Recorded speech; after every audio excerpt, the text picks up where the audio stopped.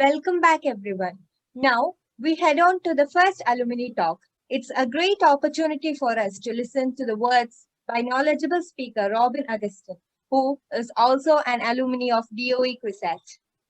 The title of the talk is Fat Intra-Body Communication Technology, Enabling High Data Rate for Human Implant and Wearable Applications. The distinguished chair for this session is Sujit R. from Bharatiya University. I would like to hand over the platform to the chair. We welcome you, sir. Thank you. Yeah, very good afternoon to all of you. So, good morning to Robin. Am I audible? Good morning, Sujit. Can you hear me, Sujit? Hello? Can you hear me? Yeah, it's a little bit mild, but maybe the volume is a little bit less. Is it better? Can you hear me now? Yeah, it's a little bit better. Okay, so I am Sujit Raman, UGC Assistant Professor at Bharatiya University. So I am extremely happy to chair today's session, which is an invited talk by Professor Robin Augustine on the topic Fat Intra-Body Communication. So Professor Robin Augustine is an associate professor and head of the Microwaves in Medical Engineering Group, Department of Electrical Engineering, Uppsala University, Sweden. And Professor Robin received his master's degree in electronics from Cochin University of Science and Technology, India in 2005, and doctoral degree in electronics and optics system from University of Paris, France in 2009. He joined Uppsala University in 2011 as a senior researcher. He's a co-author or author of more than 160 publications, including journals and conferences. And there are 3 patents for his credit also. He's a regular session chair and convened session organizer in UCAP. And he's the editorial board member of IET Electronic Letters. And moreover, he's a PA of various European and international collaborative projects. And he's the recipient of Attractive Innovation Project 2020 Award from Uppsala University Innovation. He's the founder, chairman, and CTO of the Swedish medtech company Provington AB. And there are a lot of projects listed here. So I think it's better we can move on to his presentation rather than reading everything because it's a lot of lists there. So I'm very happy to introduce Professor Robin Augustine because you're a good friend of mine and it's a great opportunity for me to introduce you here. And we all are eagerly waiting to listen from you, Professor Robin. Please carry on. Yeah, thank you. Thank you very much. Yes. It has been a pleasure for me to have associated with you, Sujit, to be opening with the very first sentence. And thank you very much for this invitation. I really. Professor Robin, the sound is a little bit mild. If you can just increase the volume. Yeah, is it better? It seems like I have to hold the mic all the time now. Okay, no problem. But that's no problem. I can do it. So yeah, as you duly mentioned, Sujit, Cochin University is my alma mater. So I owe my sincere gratitude to the university. So that university has made me, especially the DOE, Department of Electronic Science. So thank you for that. And then of course let's go into the talk. Okay, as Sujit introduced me, I'm Robin Augustine. Now I'm presently in Uppsala University. I'm working as associate professor. So the talk today would be on fat interbody communication, and the fat interbody communication is something that I have pioneered over these years, over 10 years now. So we have got a good amount of publications and also some patents ongoing. So the idea of this presentation is to introduce you to this technology and to make a familiarization of the usability of this technology in our day-to-day life. Okay, so let's. Sujit, I hope I can share my screen, right? I can share my presentation. Yes, sure. Yeah.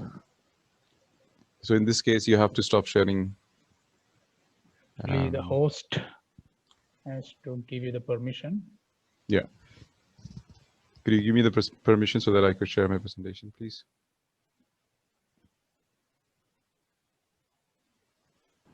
Edwin, could you please give him the permission? Yeah, one second. Okay.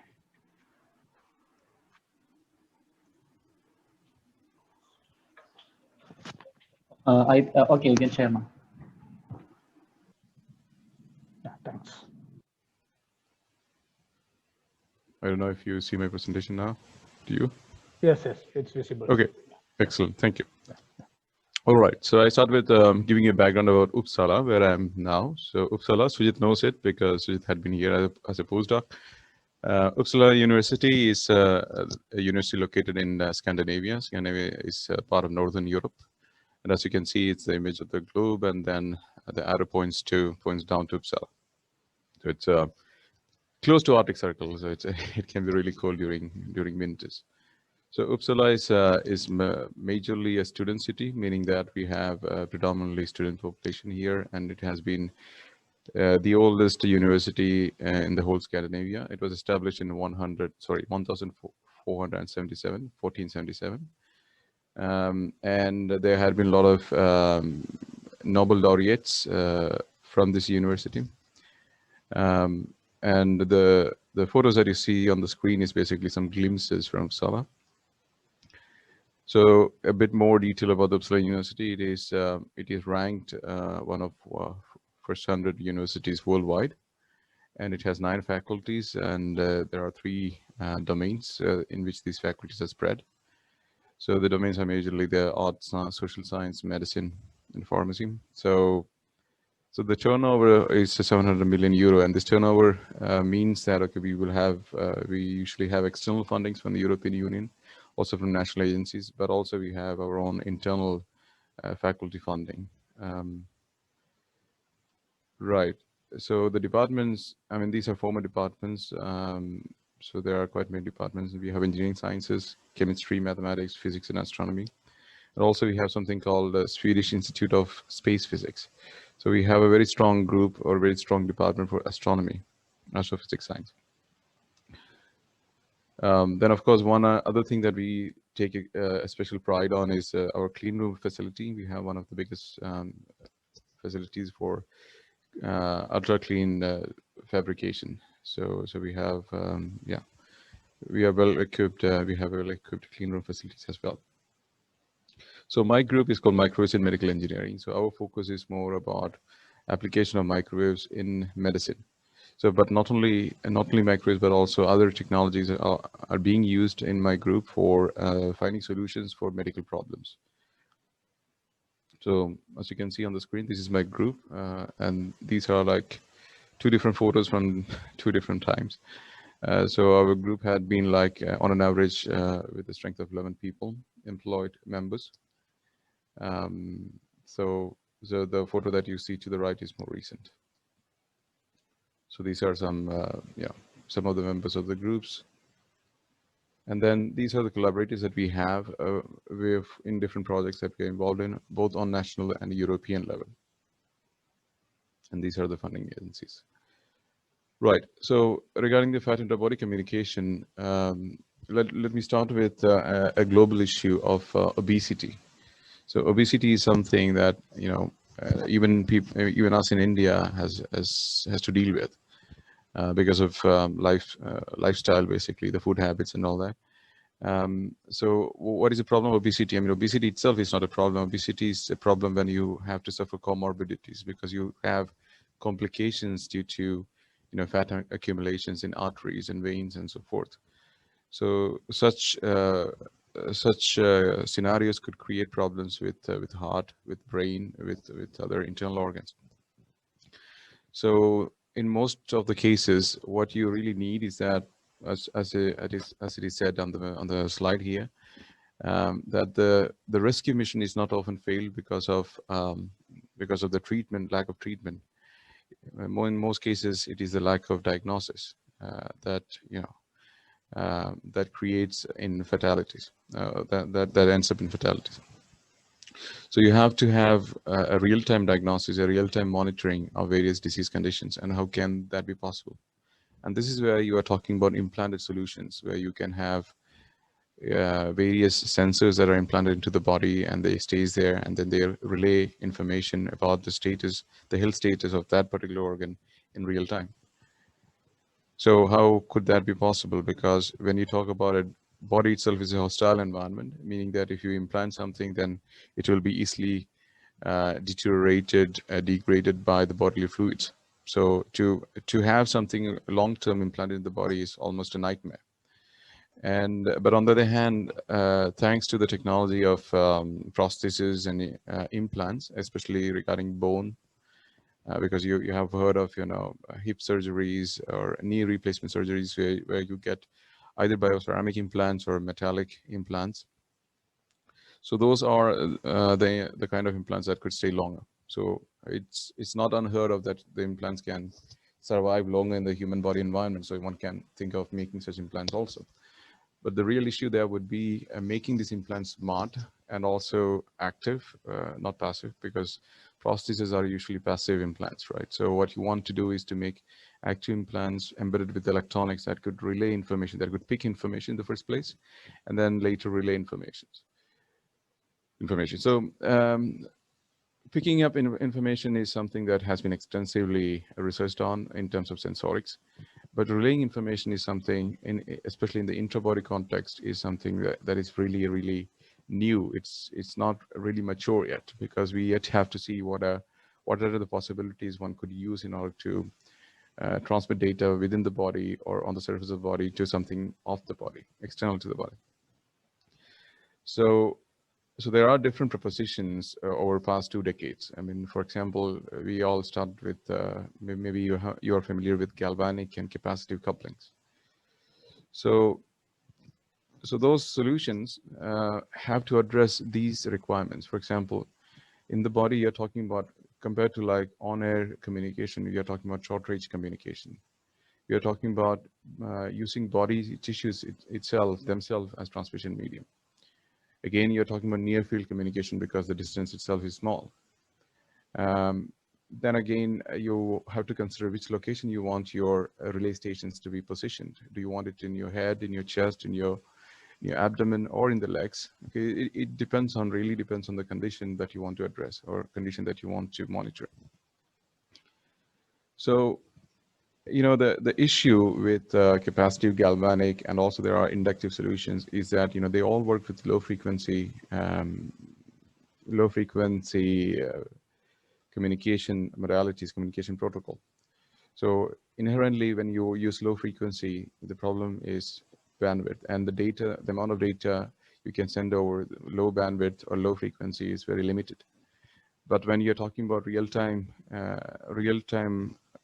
sending of data, transmission of data, as well as physiological data collection, then you have to collect a lot of amount of data, which has to be streamed in a real-time basis, which becomes a bottleneck for those technologies. So those technologies are very efficient when it comes to like simple monitoring, such as temperature monitoring or a pH level monitoring. So such information it can be handled rather easily. Whereas when you have to consider other physiological parameters, like if you want to measure the EEG, electroencephalogram, or ECG, so then you're talking about multiple channels working together. So that inherently means larger bandwidth requirement. So in those cases, these wireless solutions will not render useful. So you need to have alternative methods. So this is where we have proposed something called fat interbody communication. So what is fat interbody communication? Fat interbody communication is the technology, or is the technique by which you use the omnipresent ubiquitous fat in the body as a transmission medium in order to communicate from one point in the body to the other. So how is that possible? So if you look into this pictures, so you have basically provided with cross-sectional diagrams or cross-sectional images. They are real human images. They are taken from cadavers, meaning that dead humans frozen and cut. So those images are a bit gory to look at, but anyhow, what you can see is that the human body is surrounded with a layer of fat. And when you look at the fat is sandwiched between an upper layer of skin and a lower layer of muscle. So you have, when you think about it, you have 3 layers of 3 distinct permittivities, or let's say you have 2, you can approximate skin and muscle to a single permittivity because they are like above 40, above 50. And then fat is one very interesting tissue in the body, which is close to a dielectric because it has a very low, I mean, of course, when dielectrics can be any dielectric constant, right? I mean, But on the other hand, the conductivity is very, very low.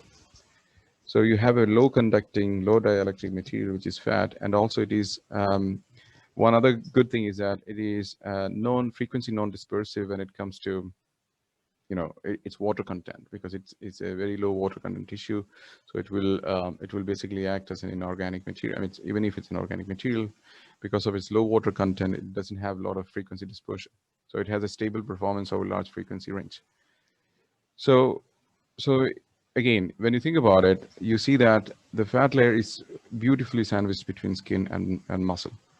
And then as you all are electromagnetics people, are having antenna background, you can imagine that, okay, so then if you have a medium that are confined with highly dielectric and highly conducting mediums on either side, then you have a confinement of signals and fields within that boundary. So this is what exactly is happening. So what you could do is to excite a signal in one of the places and then make it propagate through that channel, through this fat, and bring it to the other end. So what would be the benefit that you gain from that? So you will gain the capacity of data that you can send. You could gain larger distance of transmission. You could gain better performance because galvanic coupling and capacity coupling has highly dependent on the saturation level of the human. So if one day if you are well saturated, drinking water a lot, in that case your performance might go high. In the other day when you are like in outdoors, you've been perspiring a lot, the performance might go bad. And then of course security. What do you mean by security? Security is a confinement of your data within the required let's say required boundaries. So here the required boundary is your own body. So you don't want the data to be eavesdropped to another person so that he can put a ransomware into your device and then ask for money, for instance. And again, of course, the consumer is of prime importance because the consumer comfort has to be considered. For capacity and galvanic coupling, what you would need is an environment that is modified, optimized for the technology to perform, meaning that the person has to walk or work on a grounded platform, meaning that, for example, a large infinite metallic sheet, and then as long as he or she is walking on it, the technique will work. So we have a collaborating institute called RISE in Sweden.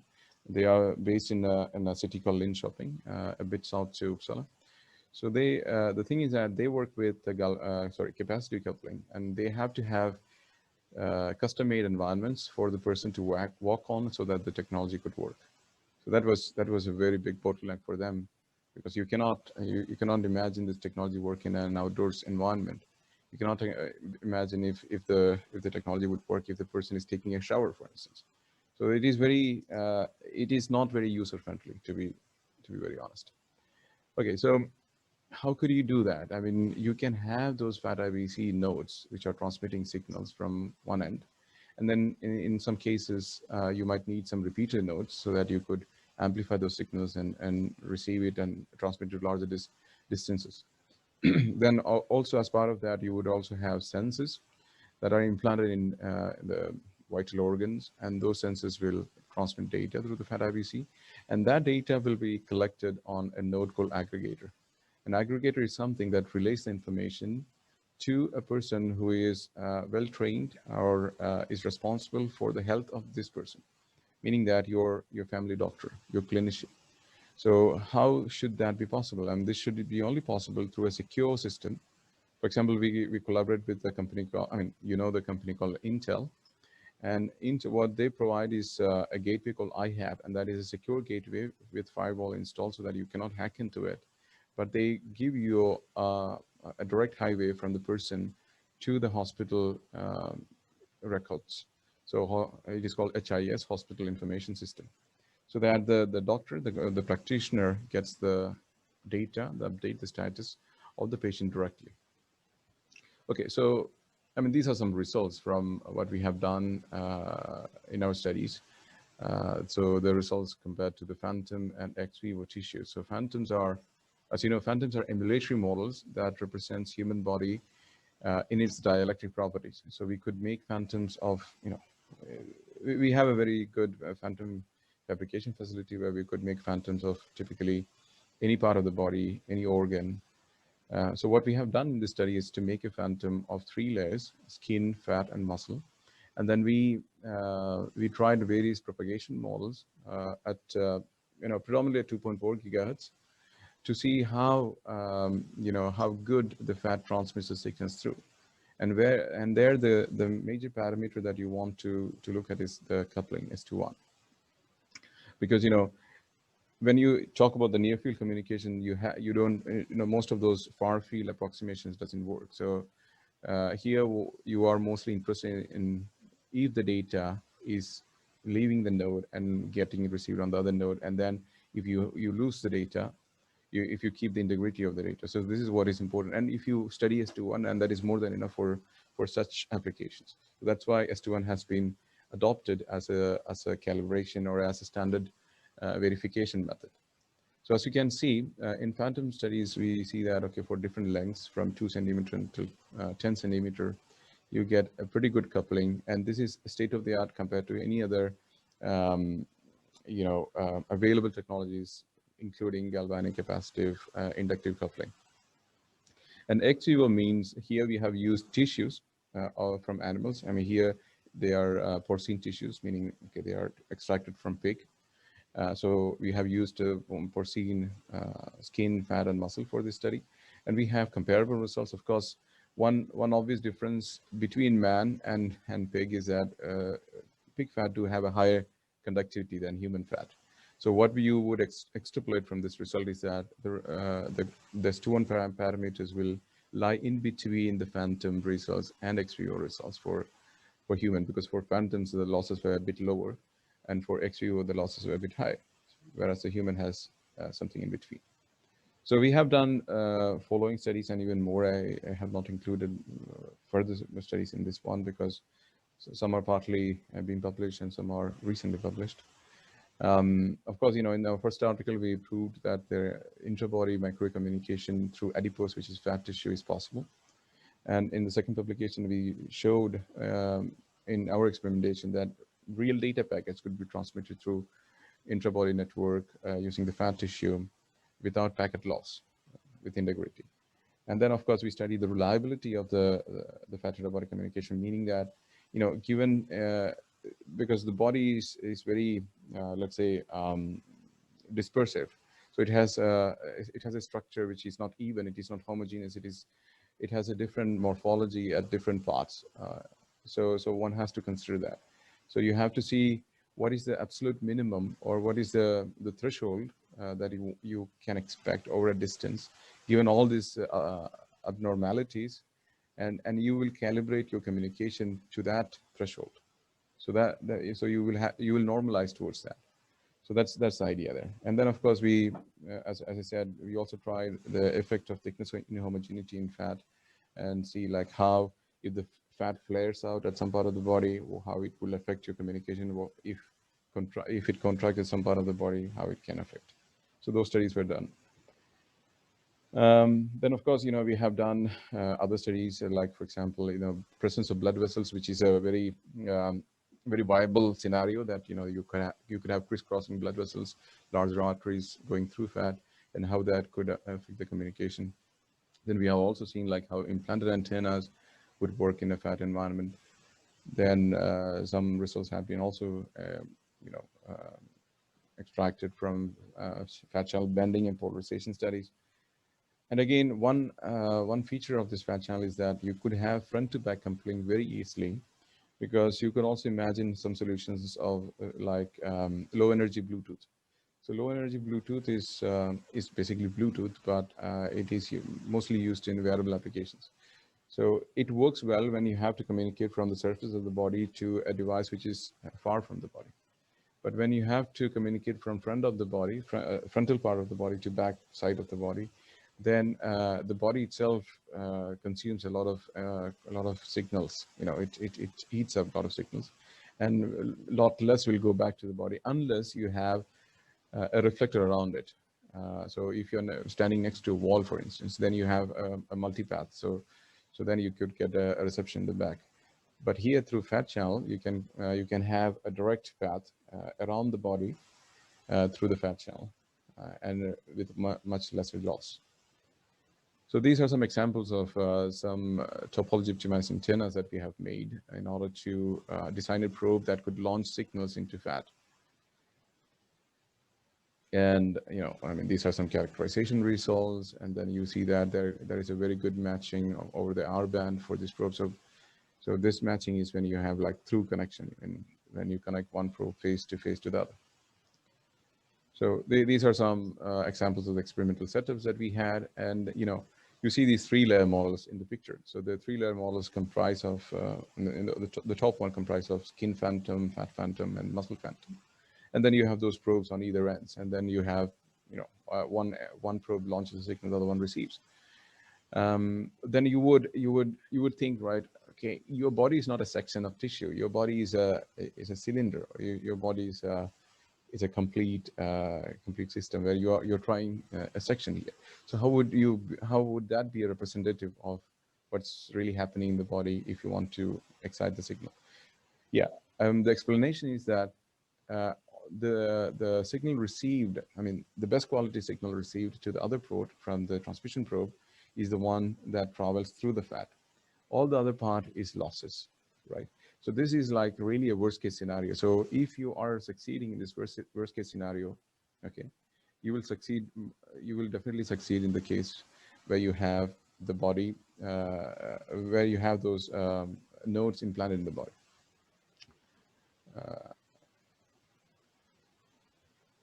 All right. So and you know, in the second image, what you see is basically an ex vivo tissue that is the excised porcine tissue with skin, fat, and muscle. And then, you know, we obtain similar results. As I said, a fat of the pork do have porcine tissue do have a larger conductivity, so you have larger losses. Of course, it happens something here with those graphs, but anyhow, the idea is that we have studied transmission through different other mediums such as skin and muscle.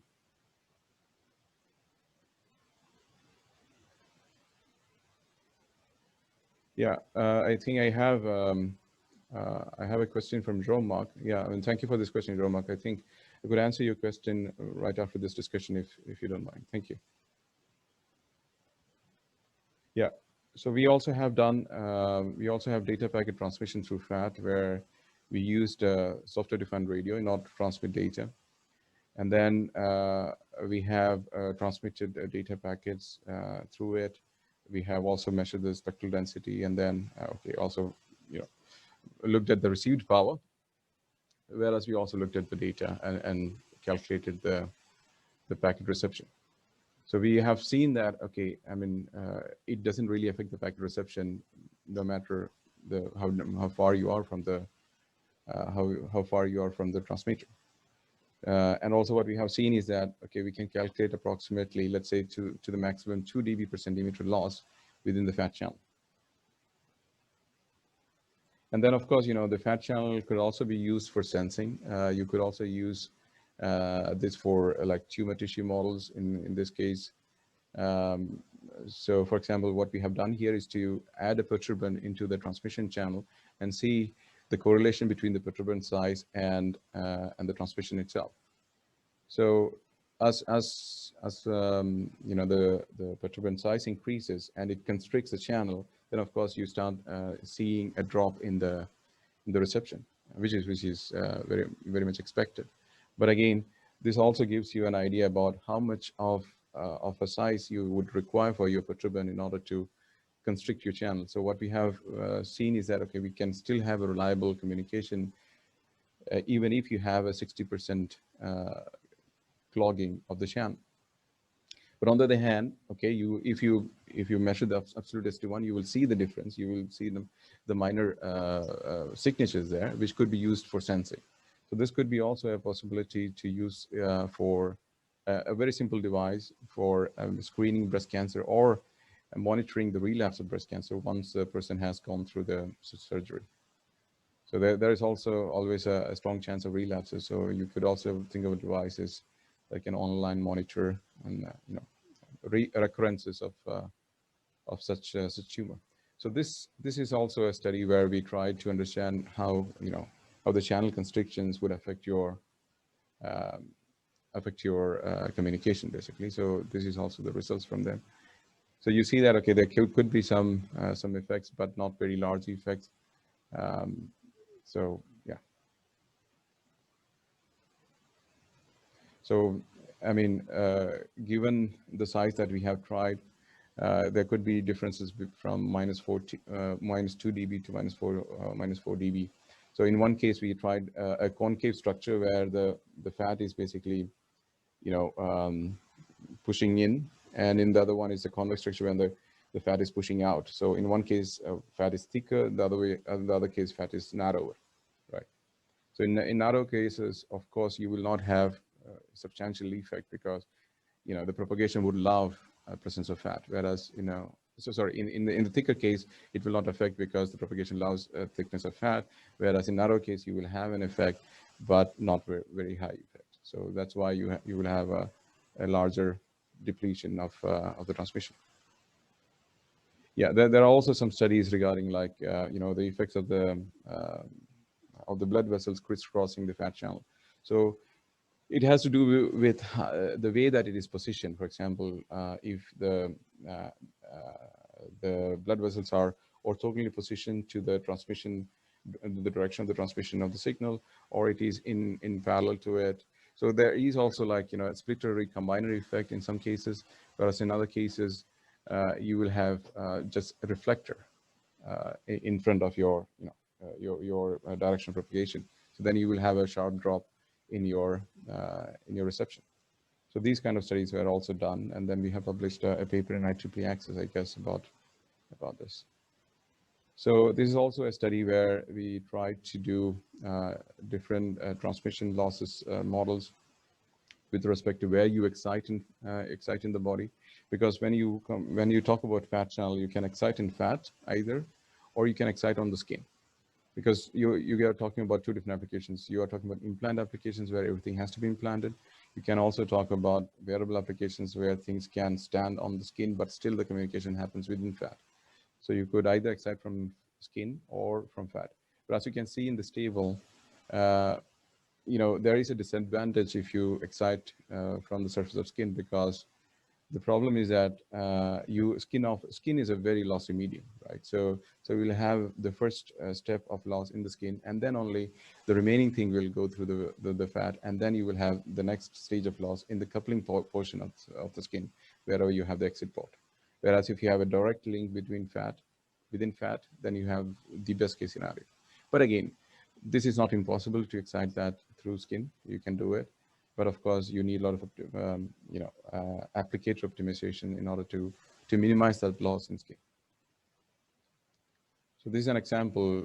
I mean, like it's a E-field distribution of how the signal propagates from an implanted node, implanted monopole, to the other implanted monopole.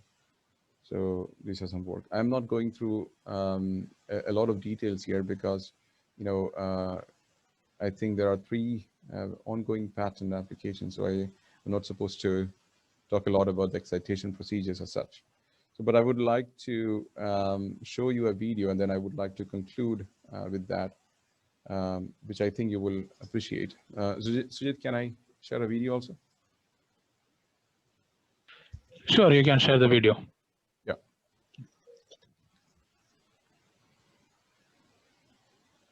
Just give me a moment so that I could find the video.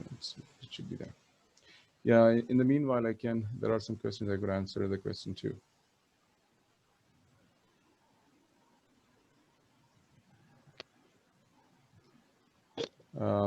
Right. Okay. Okay, I have a question from Jean-Marc.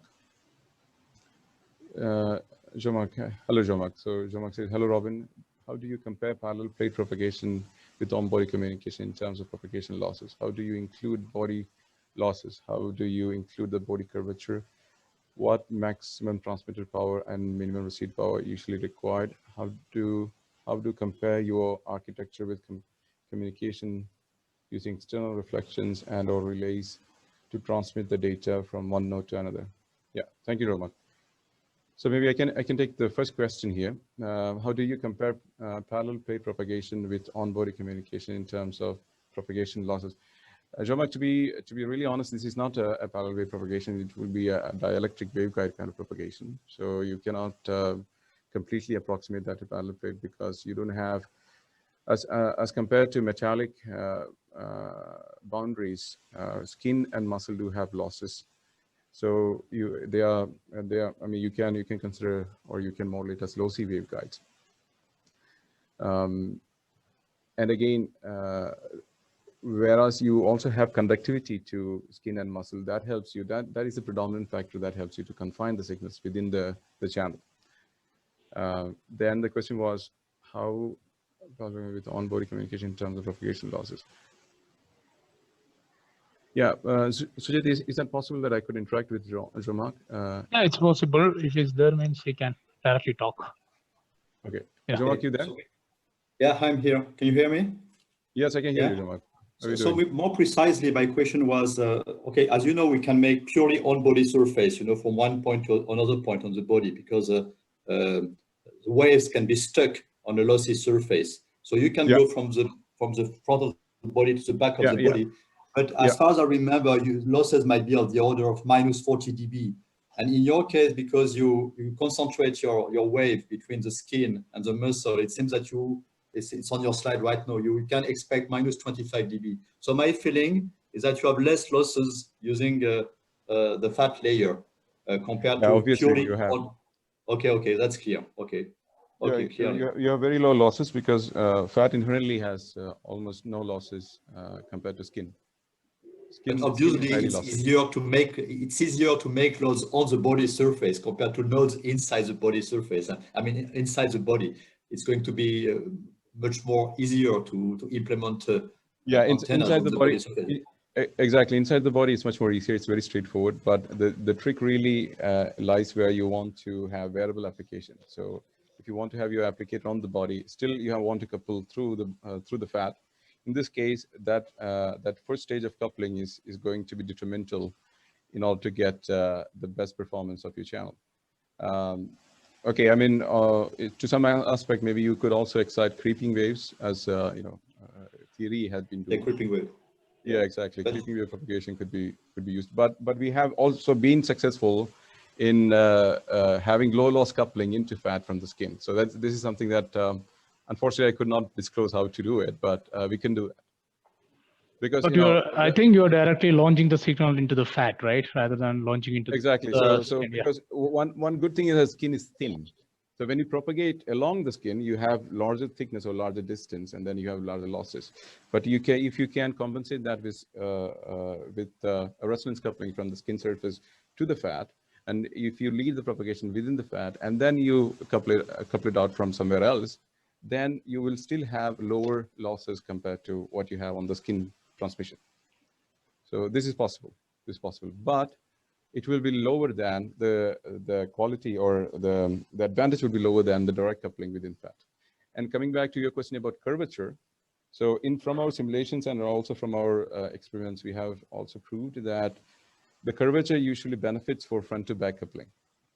Again, because the skin confines the signal from escaping, restricting the signals to escape from the body. So the curvature helps in coupling the signal from front to back. So it was very useful, actually, the curves in the body. Then, yeah, regarding the architecture with the communication. So we have also tried different modulation techniques. So we also have seen that almost all modulation techniques would work. And we could also, in fact, retrofit fat IBC antennas, or we call it fat IBC antennas, to standard BLE modules. So you can basically use BLE protocol for the communication, low energy Bluetooth protocol for communication. The only thing that you have to do is to change the front ends. Jean-Marc, thank you. Okay, Robin, we have some other questions in the chat box. Yes, I have a question from Mahadevan. Body, skin, muscle, etc. are highly lossy dielectric, which may demand higher power transmission, and hence safety comes into picture. Can you comment? Yeah, exactly. I mean, that's a very good point. And this is also why fat channel becomes extremely important, because fat channel needs very low energy. I mean, I will show you a demonstration, a real demonstration, and this is basically an answer for these questions. But before going into this demonstration, I would like to say that we have proven that we could even use, I mean, at most 1 milliwatt for the communication, which is not needed. So we started with 10 microwatt, and even 100 microwatt is more than enough to span a length of 1 meter in the body. So this will not create any sort of SAR concerns, because, I mean, of course, SAR has a direct relation with the amount of power you are inserting into the tissue, right? So yeah. But of course, you know, when you're thinking about transmission through skin and muscle, and also the confinement, the natural confinement you are obtaining reduces the diffraction or the penetration of those signal into the other layers. We also see that from our simulations and also from measurements. We also have thermal readouts to see that if the surrounding tissues are being heated up due to the presence of these signals in fat, which we saw was not the case. So we are not very concerned about that. And now we are running two big projects. One is a European project called SynTech, where we collaborate with ST Microelectronics, where we have distributed systems of sensors that communicate with each other, sitting on the surface of the body. And we also have a new project. It's a FET Open project, which I'm coordinating. And in that case, we have a direct communication from the brain to an artificial extremity through the body. So in both cases, we were able to convince the reviewers that, okay, this is not a safety concern, because the power used or the power requirement is very low, a maximum of 100 microwatts. I have another question. How much input power is normally used to establish intra-body communication through fat layer? Because due to body curvature and irregularities in fat distribution might cause large losses. Yeah, body curvature usually doesn't, I mean, as I said before, doesn't add to the losses. So curvature is not a problem. What could add to the loss would be like the amount of constriction in the channel. So that's what we are also looking at, like, okay, what power is an optimum for a threshold to be suggested for this communication. So again, as I said, we have been successful on pig models using 10 microwatts, and we have used pig models which are rather young pig models, like 3 months old. So they are not mature enough to develop enough fat in their body. So it was like only 5 millimeter thick maximum. So 3 to 5 millimeter thick fat was what we've been, trying.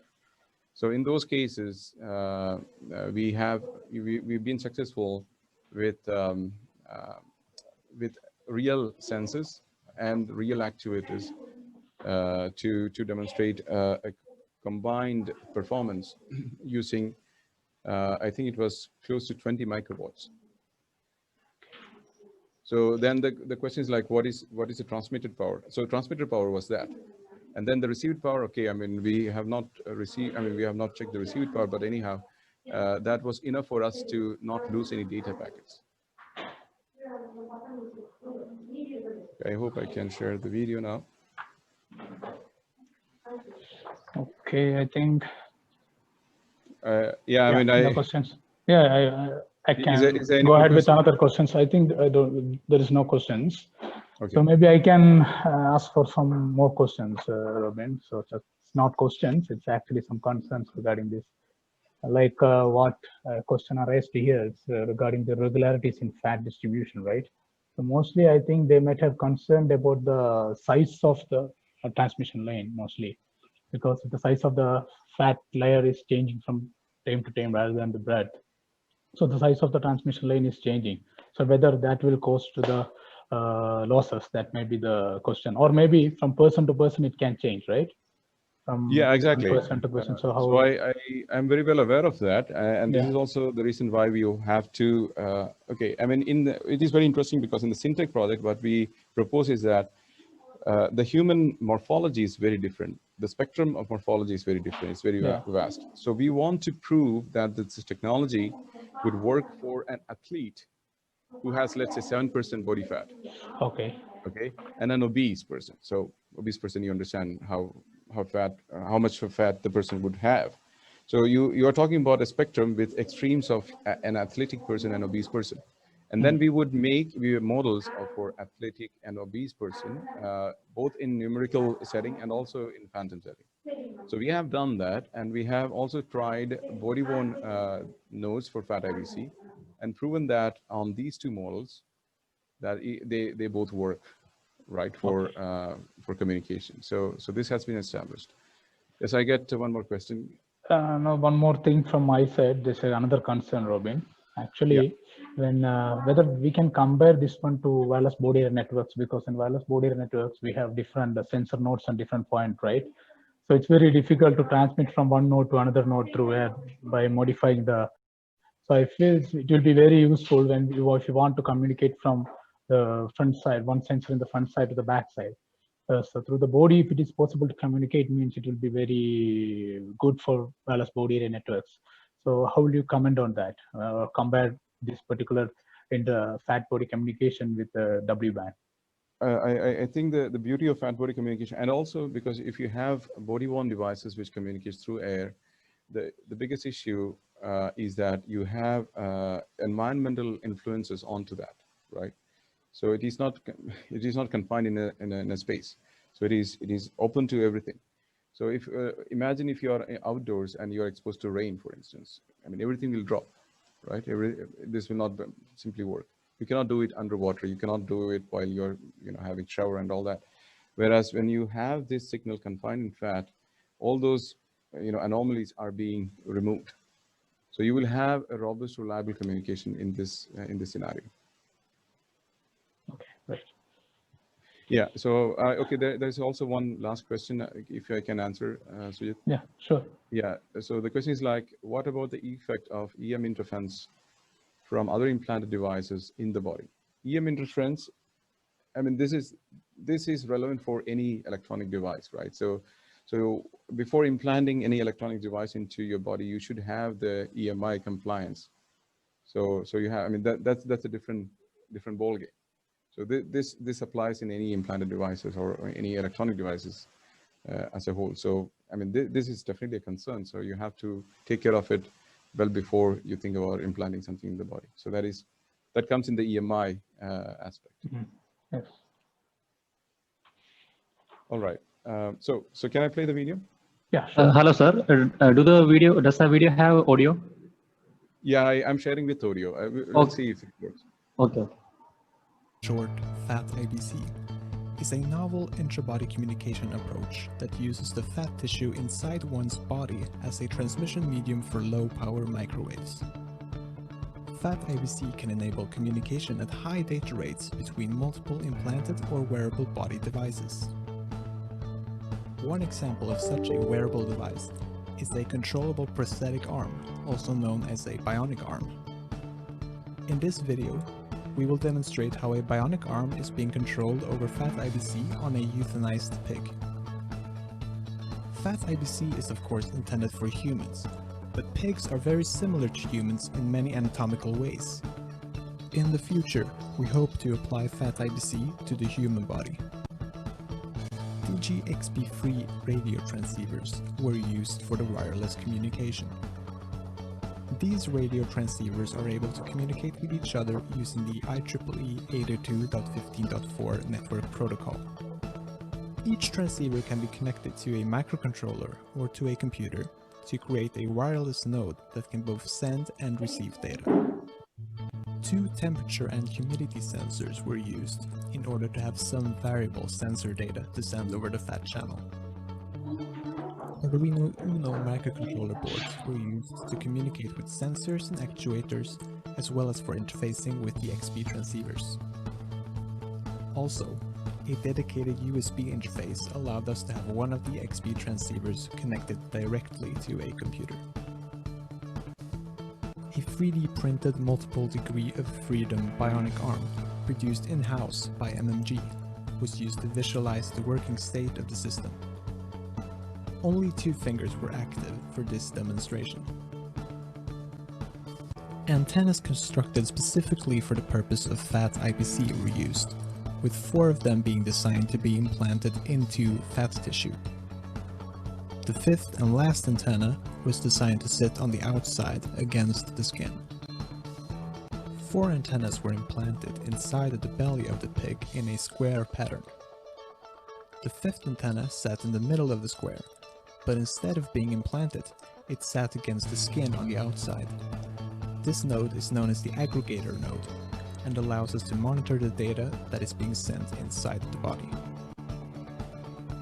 Node 1 and Node 3 each have a temperature and humidity sensor connected. Each node reads the temperature and humidity values of its sensor.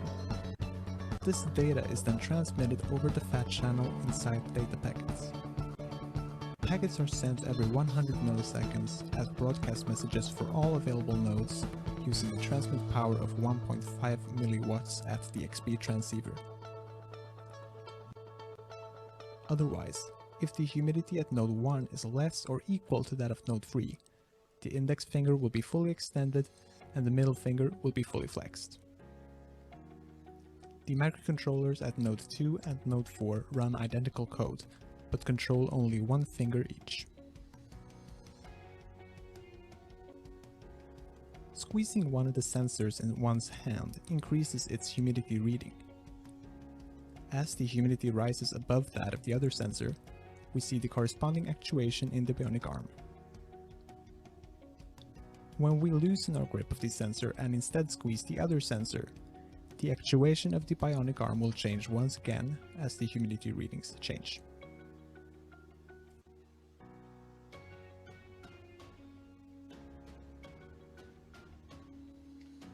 Thank you. Thank you, nice demonstration. So for curiosity, I'm asking, it's the big model, right? Yeah, that's a big model, yes. Yeah, so this is a new product that we have. It's called Vct. So Vct is about brain-computer interface. So in this product that we do, what we try to do is to make a technology that is advanced compared to Neuralink. And Neuralink is something that is owned by Elon Musk, owner of Tesla, probably you know. So here we would like to do a real-time relay of thought process in the brain, so that you could use your brain to you control an artificial extremity through the fat channel communication. So yeah, so that's where we are now. Yeah, thank you. Thank you very much, Robin Augustine, for the nice presentations. I invite attendees and panelists for if you have any queries or questions.